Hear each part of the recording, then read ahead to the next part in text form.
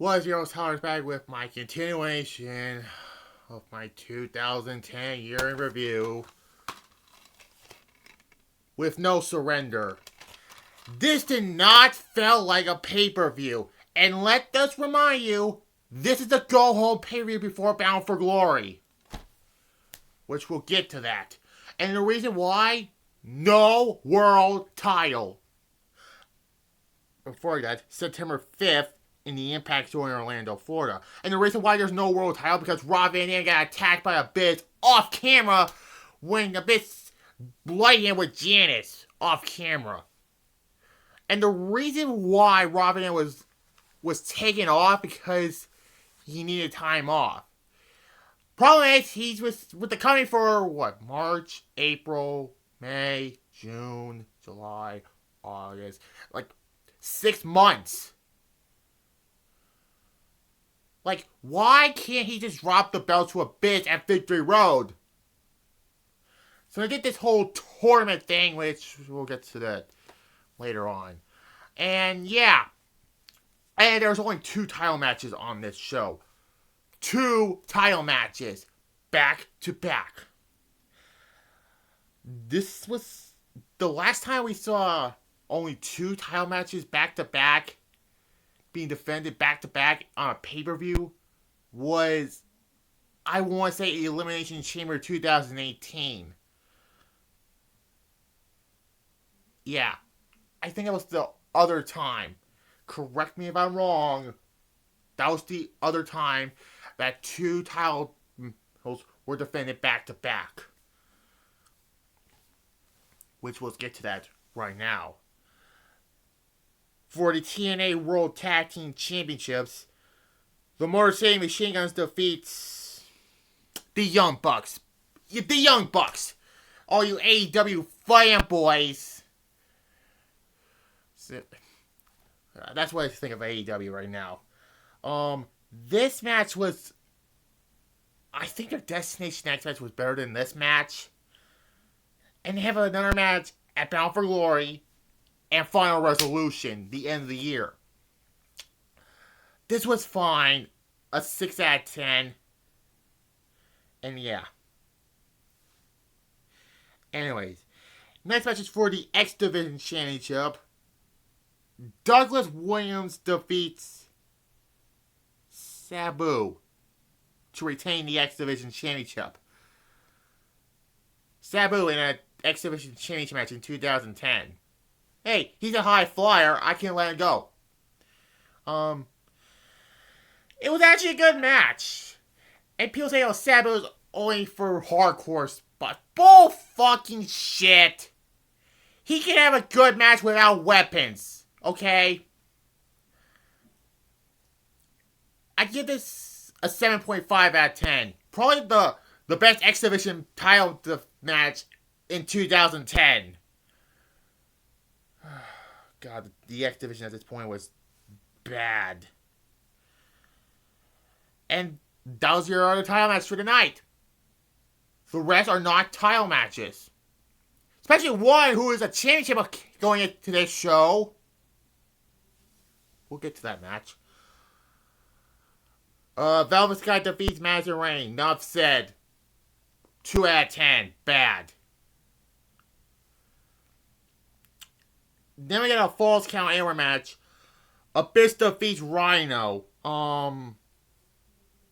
Their stuff in 2006 was better than this match. And it's not saying this match was bad. It was actually a fun match. They're against all odds. 7-6 Falls Count Anywhere match was better than this match. But Abyss won because they're gonna set him up to face Rob Van Dam at Bound for Glory. And look at Rhino from 2006. And look at Rhino in 2010. You see the difference? Yeah. I give it a 7 out of 10. Fun Falls Count Anywhere match. I love hardcore wrestling. And then we get a wild Slapnuts appearance. Jeff Jarrett. Yeah, I have to say it again. It's hilarious. And Samoa Joe. Oh my god. What the hell happened to this guy in 2010? Defeats Kevin Nash and Sting. Side note. Sting was wearing he has the red face paint on. You know, like his time in WCW 98 with the Wolfpack. I don't know if that was a little tribute to that. I don't know.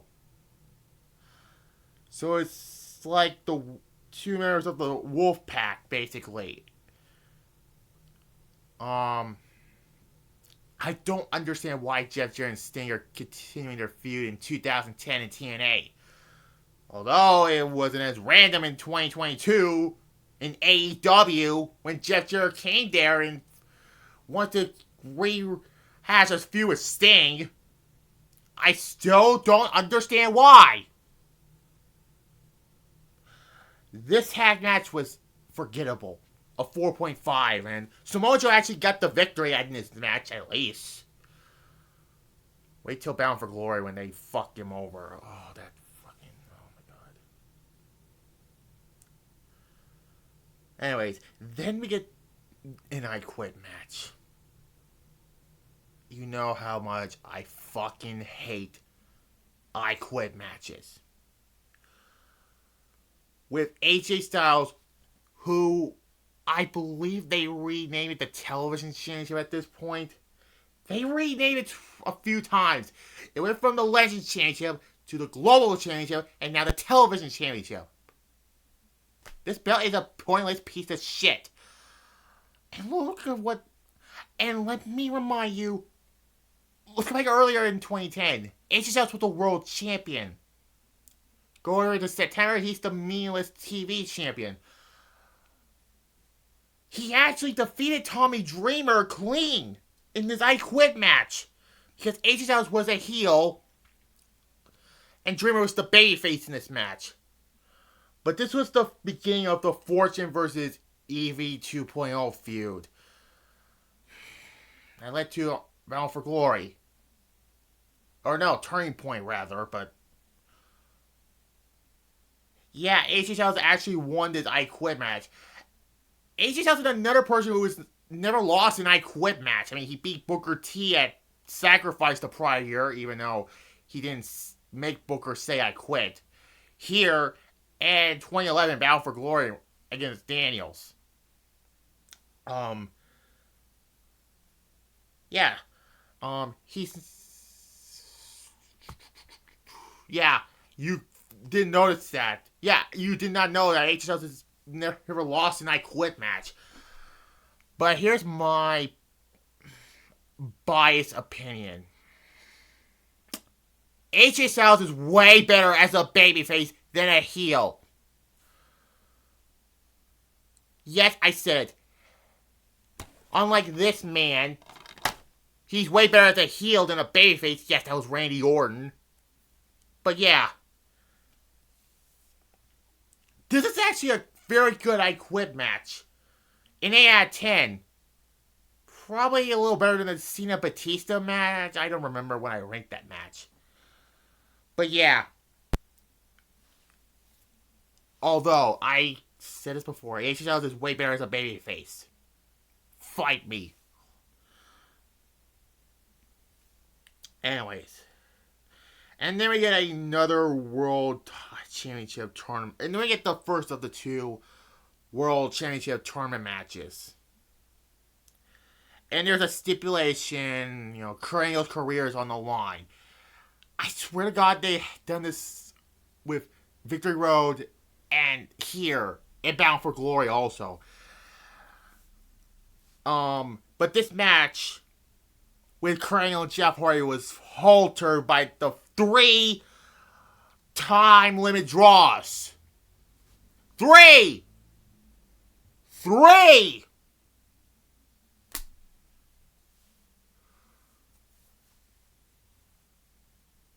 I understand you don't want either man to lose, but 3 time limit draws?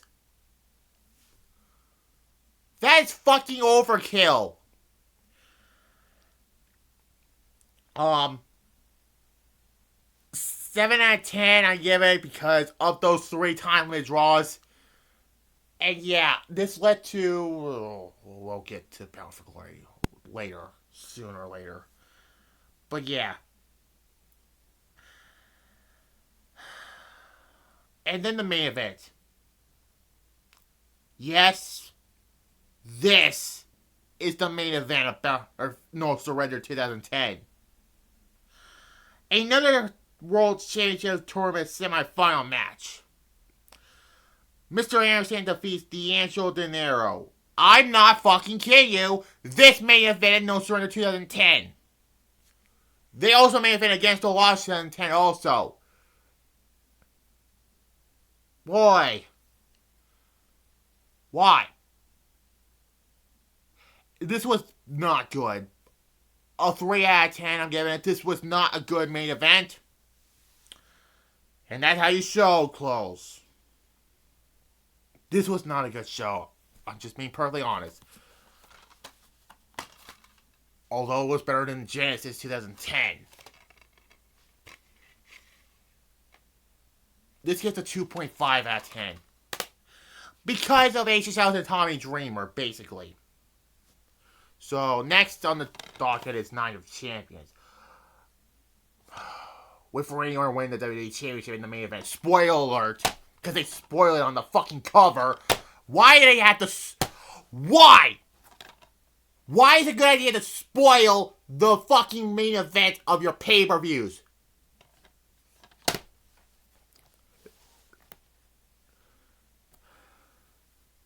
I know we're away from the spoiler covers and DVD covers nowadays, but why?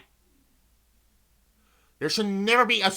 You should never spoil a main event of who won the main event.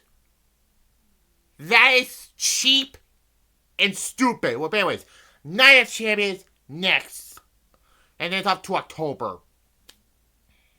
Oh god, October 2010. Oh my god. We'll get to that. Night of Champions next. Like this, comment, subscribe, and bye.